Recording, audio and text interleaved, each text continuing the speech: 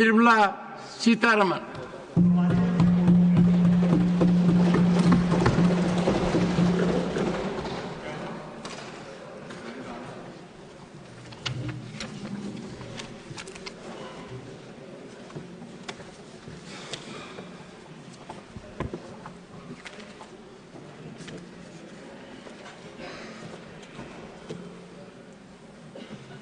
So thank you very much for giving me this opportunity to respond to the discussion which have happened on the 4 bills which we laid.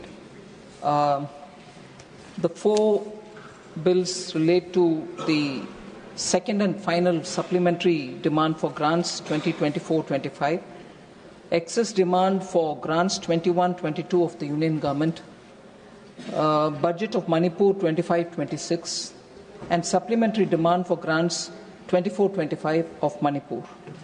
So I think more than 20 honourable members have spoken. I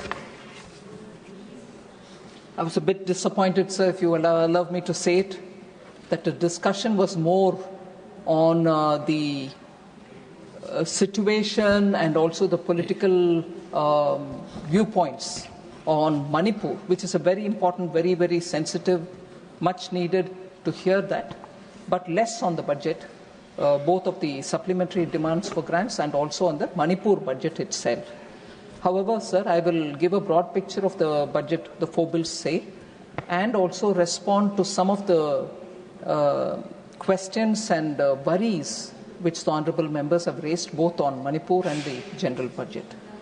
Sir, this final supplementary demand for grants is the second.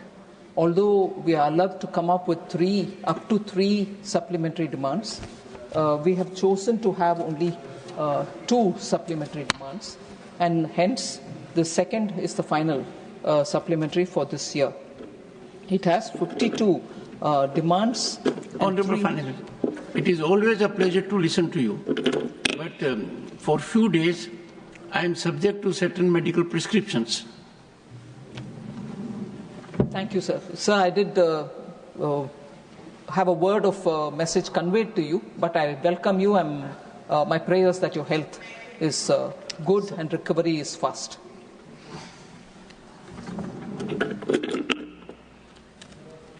Deputy Chairman, sir, I commenced my response with stating what the 4 bills which are before us, and I will try to respond. First of all, let me talk on the contents of the budget, sir. Sir, it has 52 demands and 3 appropriations.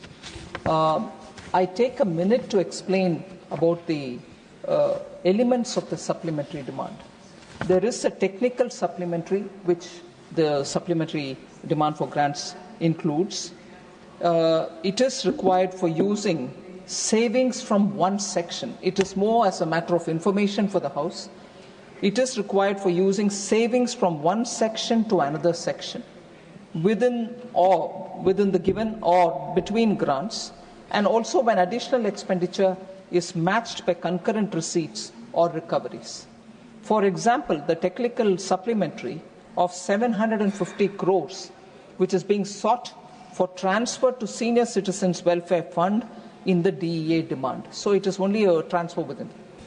The token supplementary, on the other hand, it is a provision, sir, of 1 lakh of rupees made to seek prior approval of Parliament on specific items attracting the financial limits of the new service or new instrument of service. It enables the department to reappropriate resources within the same section of the grant. So they can just be 1 lakh rupees made as a grant, which is a token supplementary. Later on, more can be added, but we create that window by providing that 1 lakh. And for instance, in that token supplementary, sir, a token supplementary is being made sought for education, school education, to meet additional expenditure under the grants for creation of capital assets in the Samagra Shiksha Abhiyan from savings within the same section of the grant. So that is a new instrument which is coming in, new scheme or new idea for creation of capital assets. So you would have created the token and then it will get expanded. Finally, sir, there is a cash supplementary which we explain, and the cash supplementary entails cash outgo.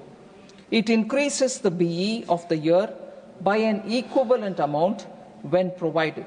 It is given when adequate savings are not available to meet the additional fund requirements through reappropriation.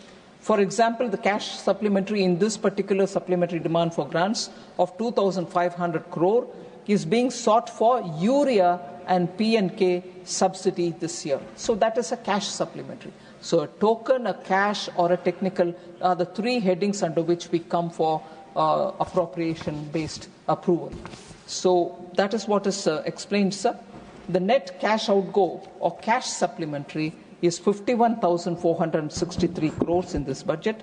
Technical supplementary is 6,27,045 crore, and unusually a big amount. Normally you don't have this kind of a large technical supplementary, but this is being matched by savings from different sections and the same grant or among the same grants, and therefore it doesn't recover newer payments. Token supplementary is only 0.67 crores, sir, 67 lakhs. So I just want to highlight that, and also to say we are also in this batch of supplementary demands for grants provides for recoupment of contingency fund advance of 19,765 crores. So even a recoupment is mentioned here.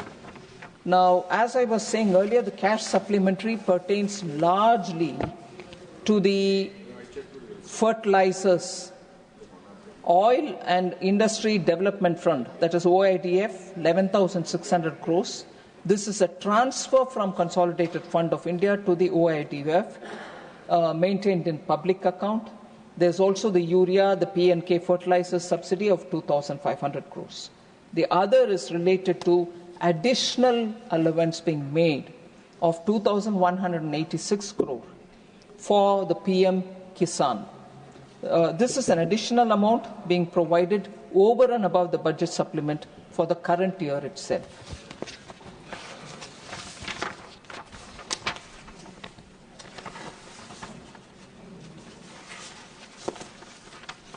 I'm not getting into the technical supplementary, sir, which is already very much in detail explained in the budget document itself. So the excess demand for the year 21-22 amounts to 1,291 crores. Again, that year's excess demand goes towards Department of Fertilizers and Pension, that is a civil pension, and two appropriations, namely for Defence Ministry Civil, which is a charge section, and Ministry of Railways, which is again a charge section. So now I come to the Manipur budget and also the Manipur supplementary demands. I first deal with the supplementary demand for Manipur, sir. This supplementary demand, sir, is for 1,861 crore, covers 20 demands and one appropriation. 948 crore rupees supplementary is being sought for revenue expenditure itself. These include, and very importantly, interest payment and debt services, additional requirement of pay and allowances, relief measures and security expenditure on account of law and order situation, and taking over the DISCOM losses for the state. That is one heading, sir. 913 crores supplementary is being sought for capital expenditure also. We gave the revenue expenditure and the items under it. Now the capital expenditure. I'd like to say that for Manipur, we have already given the special assistance for state capital investment, which is a 50-year interest fee, which all states get. But however, because of the disturbance and the administration being focused on that, last 2 years, they hadn't claimed anything under the 50-year interest free. Manipur needed it. So 913 crores are being given under the special assistance for states' capital investment. That is for 24-25, sir, the current running year. Other than this, Manipur as a state had never had contingency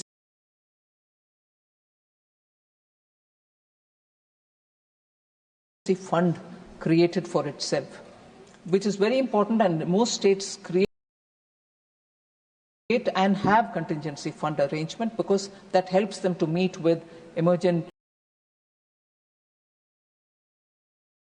situations. So we have created now a contingency fund for Manipur with 500 crores being given to them. So that is about this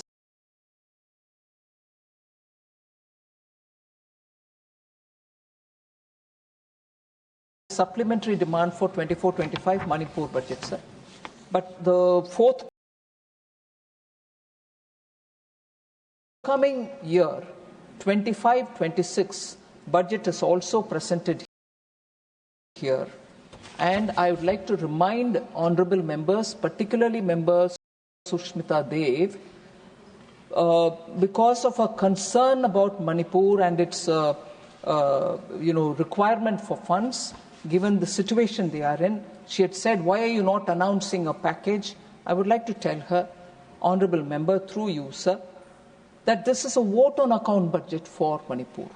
We are presenting a vote on account for 6 months so that the government runs, its immediate emerging expenditure can be taken care of, and the government, when it comes into place, will obviously make provision for whatever they want, and that is the budget, which is the year-long budget. So this is a budget vote on account for 6 months, and this is for 17,947 crores. The total receipts which have projected is 35,368 crores. Revenue receipts are estimated to be 27,231 crores.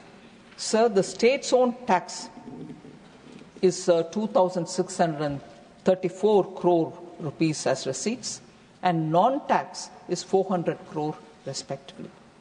So at this stage, sir, we are looking at giving all the assistance which I've committed. I said this in Lok Sabha, I'm repeating it here. We extend the fullest support from the Ministry of Finance so that the recovery of Manipur will be sooner rather than later, and we have absolutely extended all assistance, and in the meanwhile making sure the public finance and the fiscal situation of Manipur is well assessed. Central government will be fully of support to the state.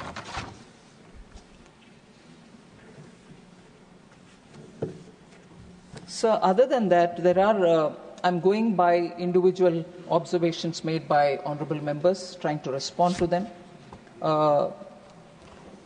Again, commencing from Manipur budget and Manipur law and order issues, several members have spoken. Member Honorable Shakti Singh Gohil, Bikash Ranjan Bhattacharjee, Sushmita Dev, Sanjay Singh, Sulata Dev, Manoj Kumar Jha, Mr. P. Wilson, Vaiko, Santosh Kumar, all of them have spoken about it. So I will broadly explain the context, sir. I want to understand, equally state some facts before the House. Sir, Manipur is a border state. Manipur, at least all of us know, since some decades, has gone through quite a crisis. And every time there is a recovery, it goes back to some other situation. So every government has handled it with that sensitivity. I am not differentiating between this government or that government. There have been situations much, much more in terms of human loss, more in terms of asset loss, and so on. So when we speak about the state, I will say that every voice which has been voiced in this House has the same sensitivity as much as all of us have. There is no way any one of us will be doing any help to Manipur by pointing a finger at one another. But even with that said, I will definitely try to remind some passionate voices which speak as if everything was calm and never has there been a situation like this ever before in Manipur. Sir, in 1990s, I've heard quite a few members speak about, double-engine Sarkar, center be BJP, state be BJP. There have been double-engine Sarkar of Congress earlier. Center be Congress, Manipur be Congress. And what kind of agitations and loss of life have happened? So your double engine did not do anything. In fact, it worsened the situation, if I have to get into that kind of a talk. We are, all of us here, committed to get that state back to some normalcy, and we want that state to grow and prosper as much as any other state. They cannot be, even for a moment, a mockery of kind of things that we want to state when that state is suffering, and all of us will have to be working towards. Please take your seat, Mr. Gokhale. Nothing is going on record. Please take your seat. Madam, take your seat. Please, nothing is going on record. Take your seat. I will not get distracted by the TMC. Now I take the name. The TMC technique of shouting members down. Susmita ji, please. Every time somebody tries to answer the points that they raise, they shout them down. Please take your seat. That kind of a thing will not work in this house. I'm sorry to say this, sir. We are trying to answer the questions that have been raised here. Then there is no need to shout me down here. I will continue my answer. Please. Sir, to 1990s, double engine Congress Sarkar ke samay, how many people died? I want to say, why in 1990s the then Prime Minister did not visit, the then Home Minister did not visit? I would like to ask that question as much as...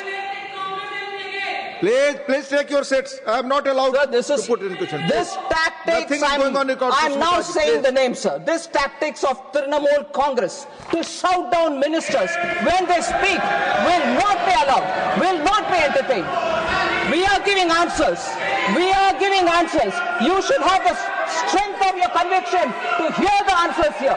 Please listen the answers, please. I am coming point by point for every one of the questions that they've raised. If they don't have the conviction to sit and listen it, they can choose whatever they want. But it is not appropriate to shout a minister down when they are answering your questions. Have the patience. Sir, I will remind you, sir, in 2002-2017, 2002 to 2017, Manipur had a Congress government. There was central government till 2014 run by the Congress party. Manipur witnessed 628 months. Sir, Honorable Member Sushmita Dev, Honorable Member, has reasons to be worried about Manipur, she said, and I agree. She comes from an area which is close to Manipur, and she knows so much about what's happening there. She raised a lot of questions. I am trying to answer each one of them. If it is an attempt to shut me down, it means that her allegations are not right. If she's got the strength of her conviction, she should hear my answers. And after that, I will sit down, welcome, if you permit her, to ask any number of questions more. But what's the point in shouting me down if there are other members who can also benefit from the answer that I'm giving? She's raised valid questions. I want to answer them. No, they've run out. That's because their tactics is always, don't allow a minister to answer, do all your mudslinging, go away. I know they are watching on the television. Sir, 2000, sorry? I'm giving you the answer. I'm giving answer. To their chief minister they have to register that they protested. But this house is not the street of Bengal. Not any street of Kolkata. Order prevails. You run the house per the rule, and we obey the rule.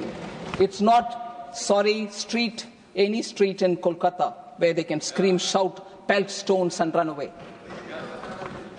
Sir, between that time when Congress was ruling in centre and in Manipur, 628 bunds had happened. Several blockades had happened during the 15 years then, and also cost huge loss. The state exchequer had lost nearly 2,828 crore. It was assessed. 2,828 crore was lost during that period. Sir, and the worst economic blockade had happened at that time. And it occurred in 2011. lasting over 120 days, causing severe shortages. Petrol price was 200 rupees per litre. LPG cylinder cost 2,000 rupees per cylinder.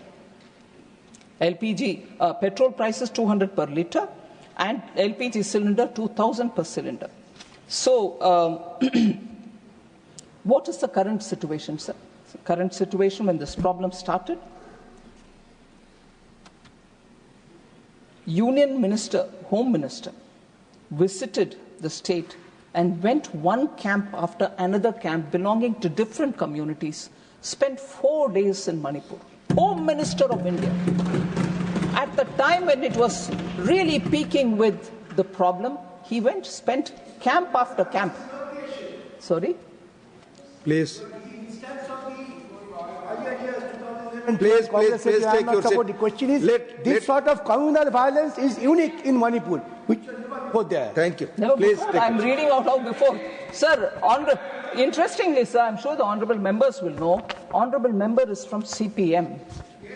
So, yeah, I would like to say it again. No doubt in my mind about it. But I'm sure you don't have a doubt yourself. Honourable member is from CPM, sir. West Bengal saw the worst riots ever in history under the CPM rule. Tripura suffered under the CPM rule. Kerala is not able to recover because of the horrible policy of industrialization that they had. To the extent, sir, please, to the extent, sir, Santosh Kumarji, please sit down. Please take your seat. To the extent, sir, today, Kerala's minister gives an interview in the papers saying Noku Kuli is not there anymore in Kerala. Can I say what that Noku Kuli was, sir? Noku Kuli is a place where Noku Kuli happens when workers are all sitting together looking if there can be some work. You and me or anybody going to Kerala get off the bus. On the top. Yes, please, I will talk. Please, because you came up with a lot of things. Let her reply. Please take your seat. Please. Sir. Please take your seat. You get off the bus, sir. Honourable members will find this interesting. Nowhere else you will find it. From the bus, you have to remove your luggage. People are sitting on the ground. You will say, hey, please help me. Kitna dena hai? You will say some coolie and then you will have to bring the luggage down. Assume he has to be paid 50 rupees. You will actually have to pay 50 plus another 50. You will ask why? The other 50 is Noku Kuli. What is Noku in the Malayalam, sir? Noku means look. Meaning, I will be sitting and watching here. I may be a CPM card holder. I'll be sitting and watching and the person, actual Kuli brings the luggage down, he gets 50 rupees. But for me, being a card holder member, watching that act itself, I need to get 50 rupees. That is Noku Kuli for you, sir. So, it is that kind of communism that has killed industry in Kerala, that kind of communism which has killed industry in Bengal, that kind of industry. Santosh Kumar, listen to me. No permission from the chair. Sir, with your permission, sir. Yes, with your permission, sir. I want Yes. to say, if he is trying to tell me that no such a practice exists, 2 days ago, Honorable Chief Minister, I think, gave an interview. Kerala Chief Minister, I think, gave an interview in which he says there is no Noku Kuli nowadays, which means it was there before. Yes. Am I bluffing? Come on, Santosh ji. It's all right, you're doing all right. Don't deny what I'm saying. I'm also from that region. I may not be from any particular city in Kerala, sir. Sir, therefore, I want to say, Home Minister went to to Manipur, spent 4 days moving from one camp to another of affected people belonging to all communities, irrespective of communities. That happened under Prime Minister Modi. Home Minister Amit Shah went there. The number of times since 1990 till 2014 when Congress was ruling in center and Congress was in power, double engine Congress, Not a minister went when there was this 162 days of blockade, 120 days of blockade. Tell me which minister went? No one went. But today they will mock your double engine. Of course double engine. That's why the Home Minister went. That's why Nityananda Roy was there for more than 23 days. MOS Home was there for 23 days. So don't please compare how you handle Manipur and how this government is handling Manipur. We have greater sensitivity. We care for Manipur and every state of this country. Nowhere do we, stay back. Prime Minister himself went to Wayanad. Prime Minister himself went to Wayanad, hasn't he? Therefore, we should not speak as though we treated it better and you are not, whereas we are handling that legacy of 60 years of mishandling of states. And that is why the problems are so compounded today. It wasn't like this before. He went to Wayanad or not? Of course, that's what I'm saying. That's what I'm saying. You don't agree to it. Please, Santosh, please. You are putting words in my mouth. You are putting words into my mouth, Santosh Kumar. I said he also went to Kerala. Don't you try that communist tactic on me. Put your words into my mouth. I will not take it. No, you don't give me the tactics. Sir, so the special assistance scheme, again, the same culture has been inherited by TMC, sir. Shout people down. That's communist. TMC has inherited it. That's it. Sir, contingency fund have been created for 500 crores and that will help the state so that if there is an emergency, they can handle it. Sir, in 1993, Rajkumar Dorendra Singh of the Congress was the Chief Minister of Manipur. A major flare-up happened between Kukis and Nagas between April and December 1993. 750 deaths unfortunately happened at that time. And 350 villages were completely burned down. A grave situation. Neither did the then Prime Minister P.V. Narasimha Rao nor the Home Minister Shankar Rao Chauhan went to Manipur. And these are the people now questioning when both the Home Minister is gone, MOS is gone, we are trying to quickly recover the state. So, I'm sorry to say, sir, and even in the debate here, the Home Minister came and gave a statement. No, what kind of noise was created? Saying Prime Minister replied. Prime Minister took it as a part of his reply when he replied in the House. No, you wouldn't want to hear him like the way they do now. They all came to the well, shouted the Prime Minister down so that they don't hear him. But Prime Minister is made of a different stuff. He continued answering and spoke about how he's handling Manipur and did not relent. So on Manipur, I would submit to the House, go into the detail of what work is happening, how restoration is happening. It is our Manipur, your Manipur, all our Manipur. Deal with it with a sense of ownership. Rather than saying, you doing that, it doesn't work. It's a very sensitive issue and all of us will have to support one another so that we give a proper support to that state. Even 97-98, Prime Minister I.K. Gujral, even at that time there was a major clash. 350 lives were lost at that time also. Even I.K. Gujral ji did not go to Manipur. So I want to have questions asked of the opposition members to contemplate, to introspect, and then stand up and speak. I'm here to hear it. All of us are here to hear it. Just don't throw mud and run away. But throw mud if you think you want to. But stand here to equally face the music. So no. Sir? Please listen. Okay. Because you're from Kerala, no? You're from Kerala, right? So, Manipur law and order, sir, I want to please put it on record and also inform the ministers and the members of parliament as to what steps that we are taking to restore normalcy. Both of the centre and state collective efforts are being put so that there will be improvement in the law and order. Except for some sporadic incidents in the fringe areas and the unfortunate incident of 8th March 2025 in Kang Pok Pi, there has been a decreasing trend in cases of death, injuries, arson, firing incidents, and protests. Currently, there are 286 companies of CAPF and 137 columns of Army and Assam Rifles. Both are deployed along with the state police to maintain law and order in the state. Recovery of arms and ammunition looted are being recovered, and it is underway. Public notice by the Honourable Governor on 20th February 2025, the recovery has also seen an increase. Steps are also being taken to ensure free movement along the national highways. Convoy movement carrying essential commodities are continuing to ensure availability of essential commodities in the state. Helicopter service has resumed so that most district headquarters are connected for ease of travel for the public. Various measures have been taken up for the persons displaced in the violence, which is very important, sir.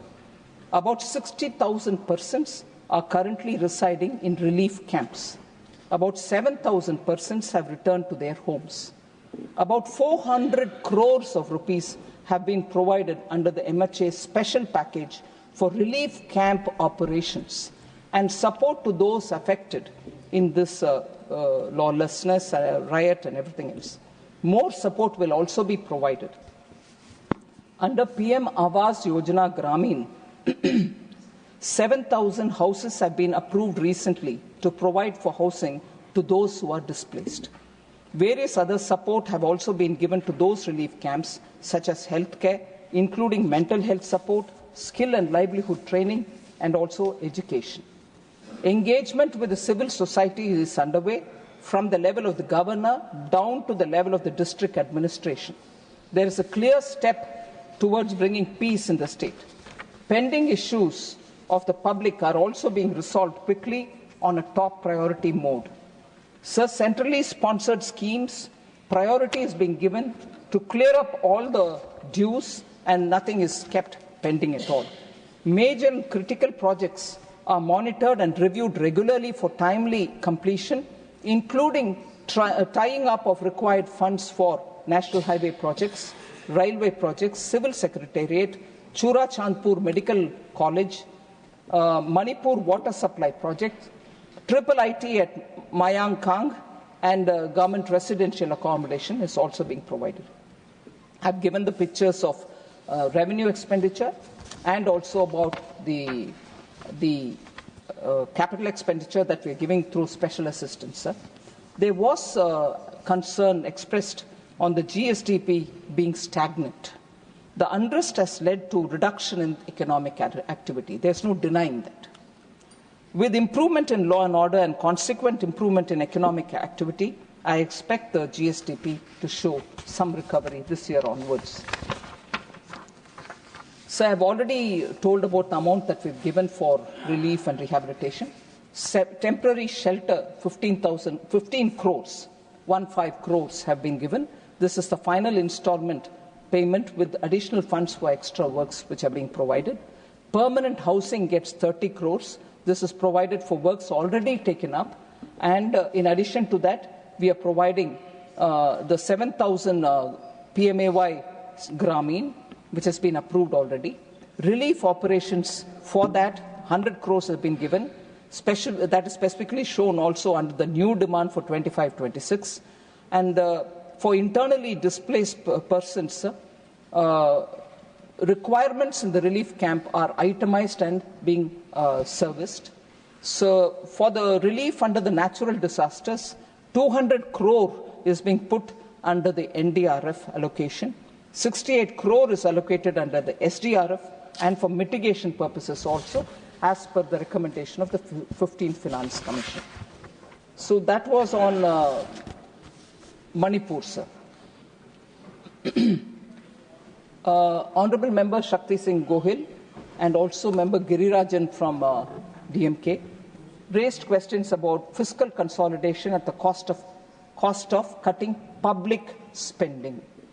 They said better financial discipline is required. Manrega is not being released.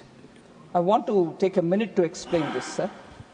Union budget, sir, total expenditure is 50.65 lakh crores, which is higher by about 2.44 lakh crores and 3.49 lakh crores compared to 24-25 and 24-25 RE, first number being BE related and the second being RE related. So the capital expenditure target itself is 11.21 lakh crores. The effective capital expenditure actually is only 15.48 lakh crore, not 11, because you're looking at the actual money being given to states which are actual for asset building. They may count as revenue for me, but for the states it will be capital expenditure. So effective capital expenditure is 15.48 lakh crores. But all this is being done without any reduction in social welfare measures. The social welfare budgets are from 56,501 crore in 24-25 has in 25-26 gone to 60,052 crores. So it's actually increased. We are not doing any fiscal consolidation by cutting down on social welfare. Education has gone up from 1.26 crore in 24-25 to 1.29 lakh crores for 25-26. Health has gone up from 89,287 crore to 98,311 crore in the BE of 25-26.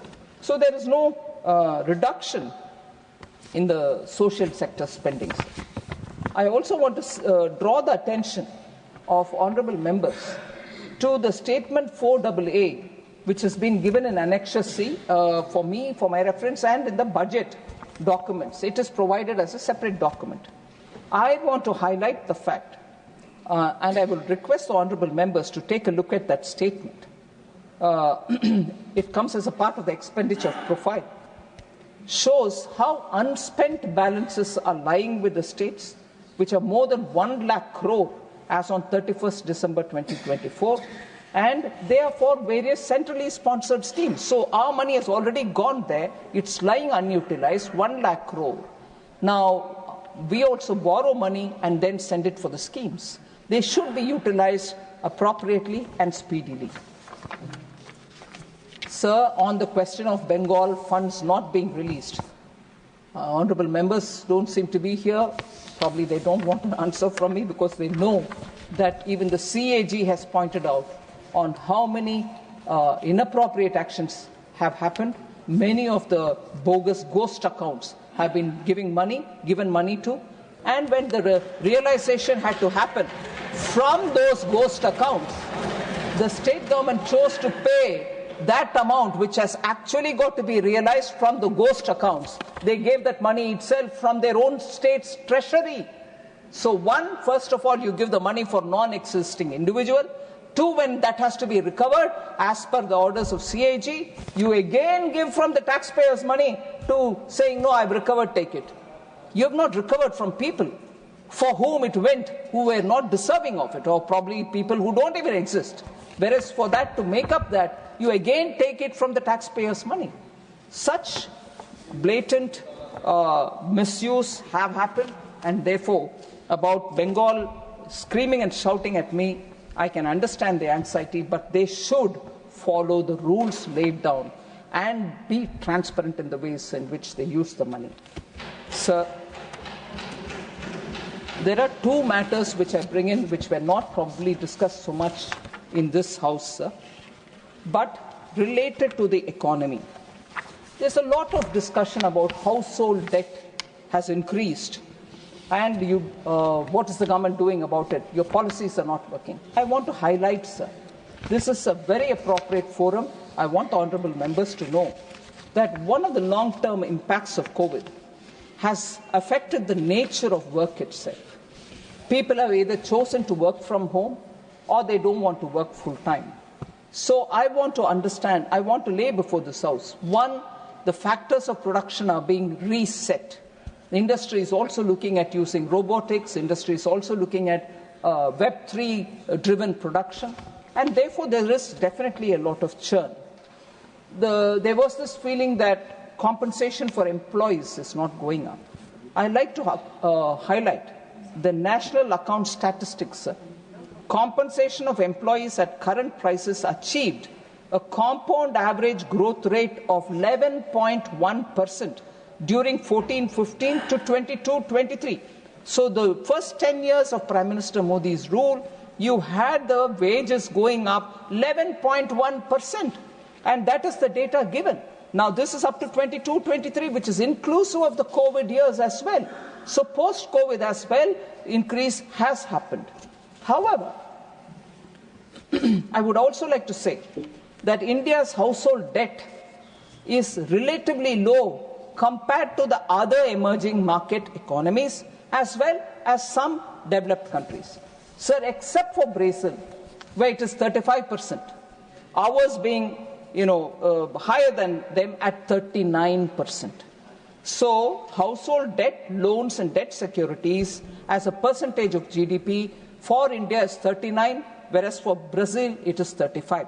But all other countries which are comparable with us, say Malaysia 69%, Greece 42%, Canada 102%, Hong Kong 93%, Australia 110%, Israel 42%, France 63%. So household debt, if people are talking about it as though India's is high because the way in which we handled COVID, I'm sorry, they are wrong. Our household debt to GDP is far lower compared to our peer group and compared to some of the advanced economies. So the stock of financial liabilities of the household as a percentage of GDP has increased from 38% in March 2023 to 40.2% in March 2024, which is Reserve Bank of India numbers. Stock of financial assets of households as a percentage of GDP increased from 103.5% in March 23 to 108.3% in March 2024, given by the Reserve Bank of India. So I want to put before this Honourable House India and its asset and liability figures are very much better than very many of our comparable emerging market economies and even some of the developed economies. Outside again, sir, discussion on inequality prevailing in India. I just want to highlight the fact consumption inequality in rural and urban areas has declined significantly, as reflected by the significant improvement in the Gini coefficient, which is a key measure of income inequality, sir. I'm stating the number for 2011-12, 22-23, and 23-24 in that order. For rural areas, sir, in 2011-12, it was 0.283, whereas today it is 0.237 only, which means the situation is improving, it's bettering, rather than widening. The inequality is not widening. In urban areas, sir, it was 0.363 in 2011-12. In 22-23, it improved to 0.314, whereas now in 23-24, for which the data is last available, it is 0.284. Drastic change, improvement in the inequality index. So the inequality is not widening, it is only narrowing. So I want that to be laid in the House, sir. Approximately 25 crore people escaped multi-dimensional poverty in the last 9 years. This is due to the significant initiatives that the government has taken up, and this data has come from Niti Aayog.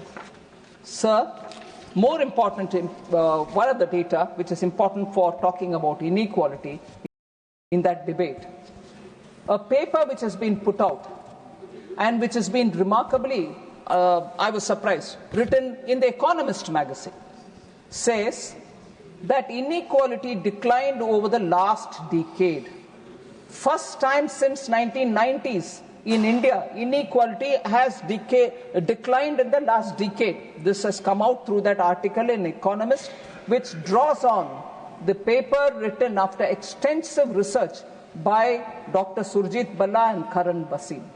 It also says, sir, The Economist also says, poverty has declined across all possible poverty lines. The Economist doesn't write our government in favorable terms, but you have them saying this means it is in your face. You cannot deny it. Third, sir, extreme poverty has been eliminated. That's what it says. In India, under Prime Minister Modi, extreme poverty has been eliminated. Poverty at 15% for World Bank's higher poverty line of $3.2 PPP, down from 52% in 2011-12. So from 52% in 2011-12, it's come down to 15%. So on the inequality debate, I honorably request all the honorable members that the data that we are giving you here, please go through it. And then, of course, we have all ears to listen to your comments. But without the data, please, let us have a considered debate. So there was also this noise about how India's Make in India is failing. In fact, Honorable Member Jairam Ramesh had tweeted about it. He's incidentally gone in. But I would like to respond to him.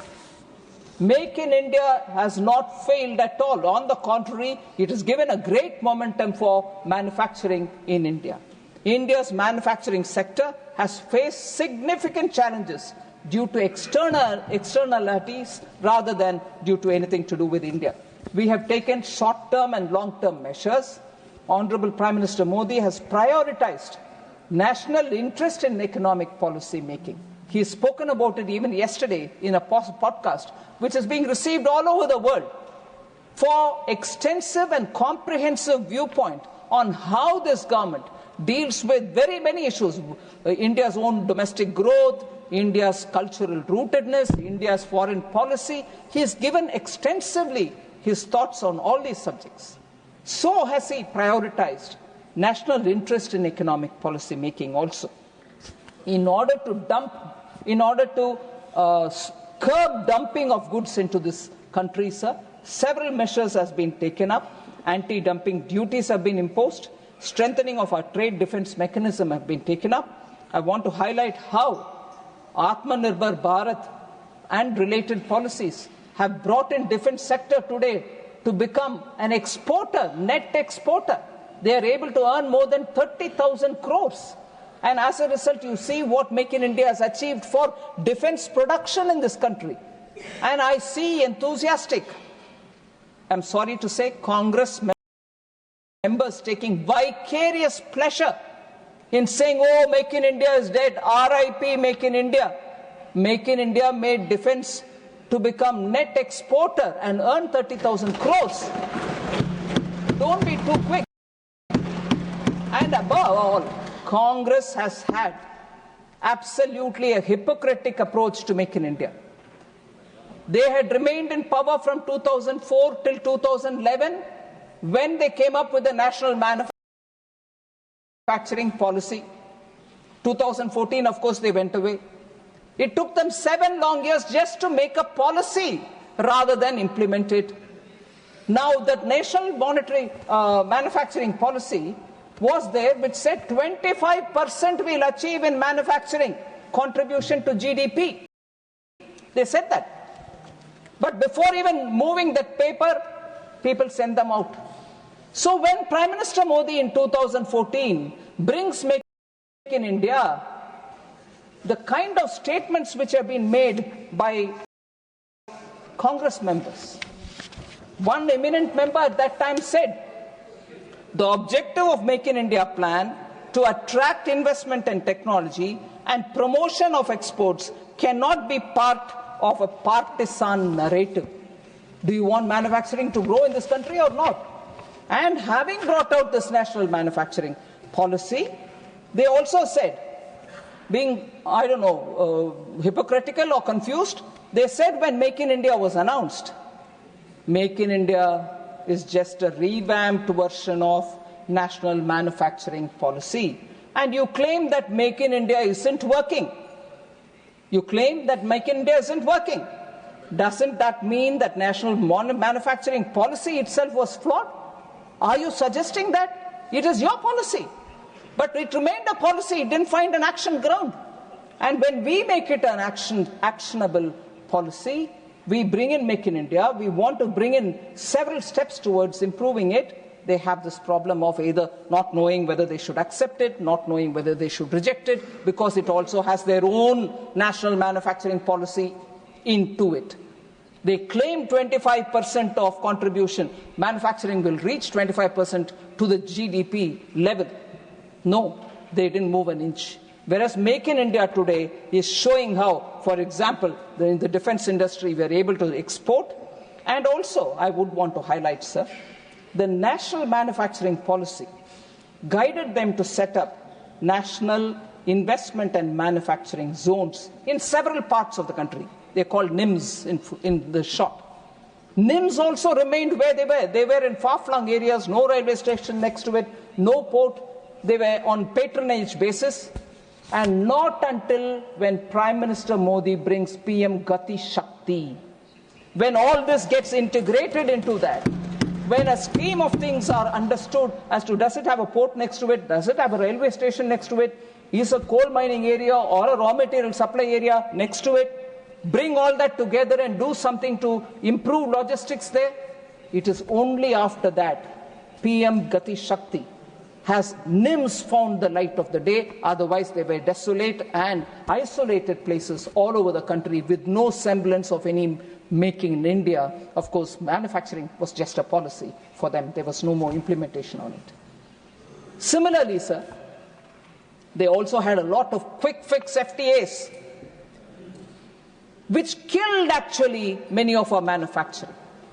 Today, Commerce Minister is struggling to have those FTAs hurriedly done during their period, reviewed, because countries have realized it was so loosely worded, it had so many things which was ready giveaways for our partner countries, which is good. You want to give them market access for many of the things.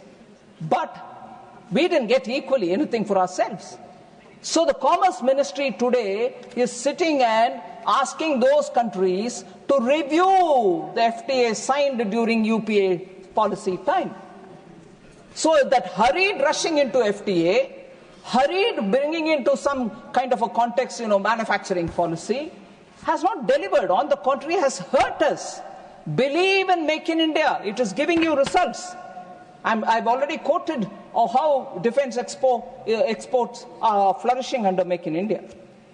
Of course, everybody called during UPA time their growth as jobless growth, which is right. 69, the report of the Standing Committee on Finance itself said that. Sir, but I would like to highlight the fact that Make in India has actually given us good result. We took step after step after step to strengthen the manufacturing in this country. Corporate tax rate was brought down to 15% for new capacities in February 2019. Production-linked incentives have been given for critical key starting materials, KPI, drug intermediaries, and active pharmaceutical ingredient manufacturers. Manufacturing of medical devices have happened. Automobiles and auto components get PLI. Pharmaceutical drugs get PLI. Specialty steel gets PLI. Telecom network products, electronic technology products, white goods, ACs and LEDs, food products, textile products, MMF segment of technical textiles, high efficiency solar PV modules, advanced chemistry cells, and drones and drone components all get PLI.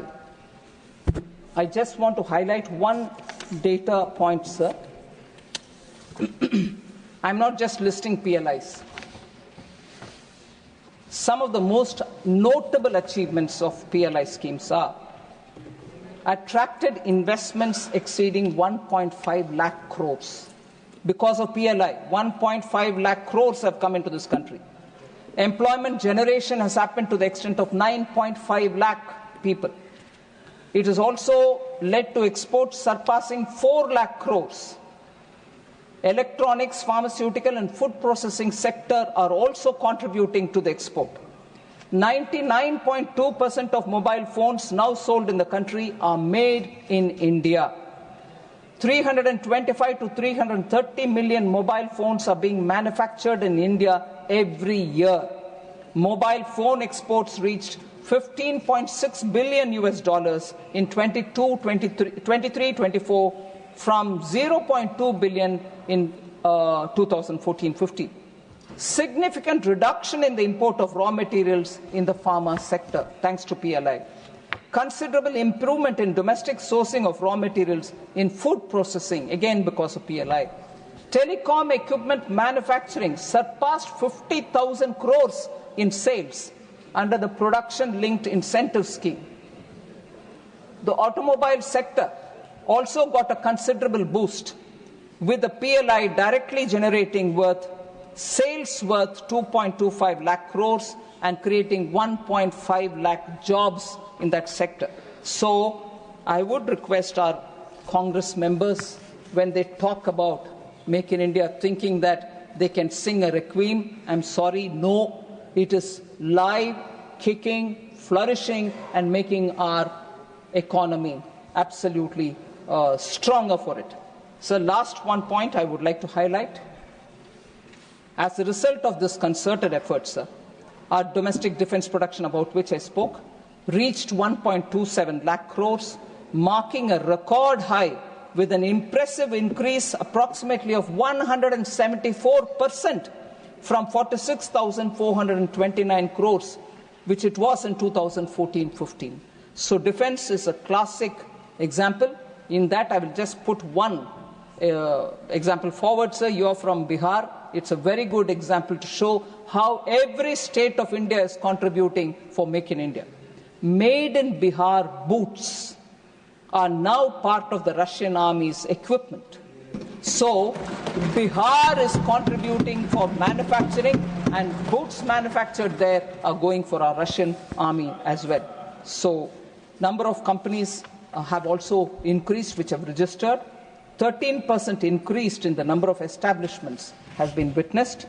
Employment marked over 10% rise. Manufacturing sector reported the highest wage growth of 16%. Sir, without elaborating more, I know honourable members are waiting for a long time. Lunch hour, you may run the House even during lunch, but I don't want to take more of your time. But I thank every one of the members who've spoken on the 4 bills which are before this House for consideration and returning to the Lok Sabha. Thank you. Members, please.